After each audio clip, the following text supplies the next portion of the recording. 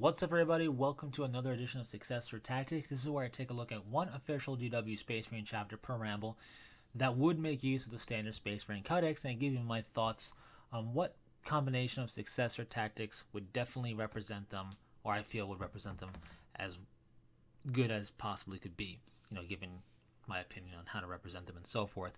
It's not fact, it's just opinion, so I'll give you my taste and take on it, and I encourage you to share your thoughts in the comment section below. So I did a conspiracy on these guys. I figured why not talk about them in a Successor Tactic ramble as well. This is the Sons of Antaeus, the legendary, resilient chapter from the Cursed Founding that may or may not be the first Primaris ever to be fielded in battle prior to the Ultimate Founding. So whether or not you believe that conspiracy, or you believe that the resiliency that the Sons of Antaeus have written about having is even more legendary than that, doesn't matter for the purposes of representing them with the Successor Tactics, right? Because one thing, and pretty much the only thing we know about them truly, is their legendary resilience. Now, they're also known, at least in that one particular battle and perhaps in multiple others, to appear unexpectedly and then disappear just as easily. So it depends on how you want to represent them, right? If you want to really double down on their survivability, there are two tactics that can kind of do that. Otherwise, you can try and do something that might help with their being kind of, you could say, sneaky-esque, but really it becomes just a matter of taste and opinion at that point.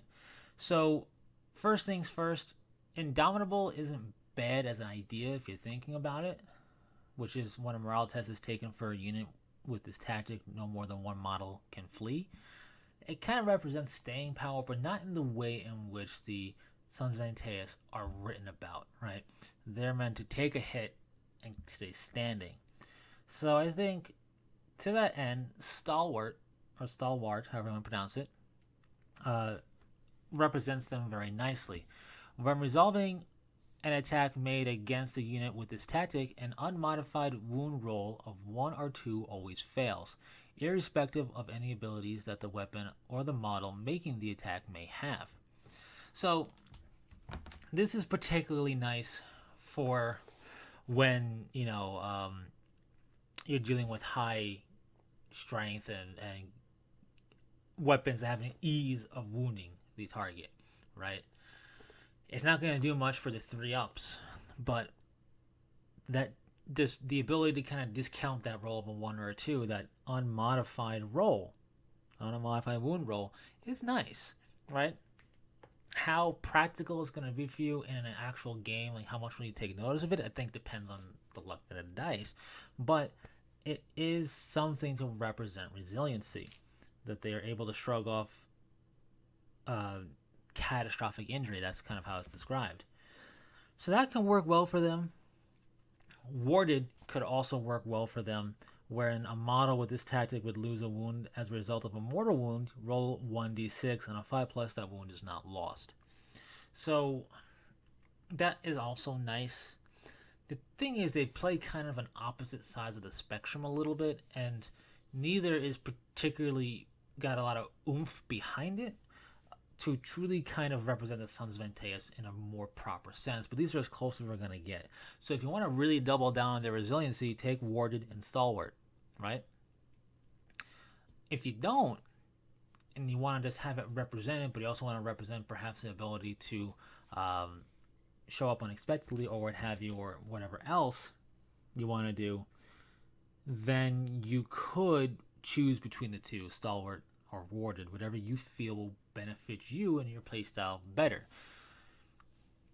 So whichever one you choose, the only other thing that can help really is insofar as representing their unexpected ability to show up, would be stealthy. Now stealthy is a bit of a weird rule because it's not so much you're not going to be able to set up any better, you're not going to be doing any infiltration necessarily or anything along those kind of ideas.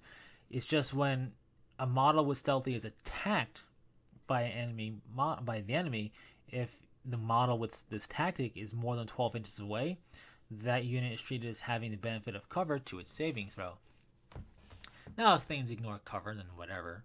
No, it doesn't really matter. But that can be helpful and in a way represent or help represent their staying power a bit oddly, sure, but it's one of the ones that I think can work out pretty nicely for them.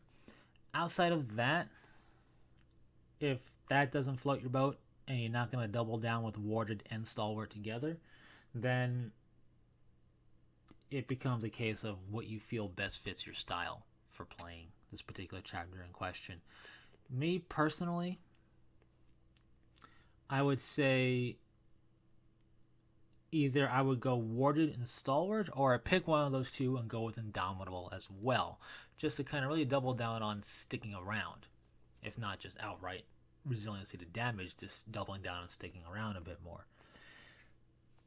This is one of those chapters that, being a Cursed Founding, having, supposedly from the Cursed Founding, having this extra oomph to them, whether or not you believe in the conspiracy doesn't matter, just the fact that they have this legendary resiliency, it doesn't translate very well to these tactics in question, but still, you can have a little taste of it represented in your force still, and that's pretty cool.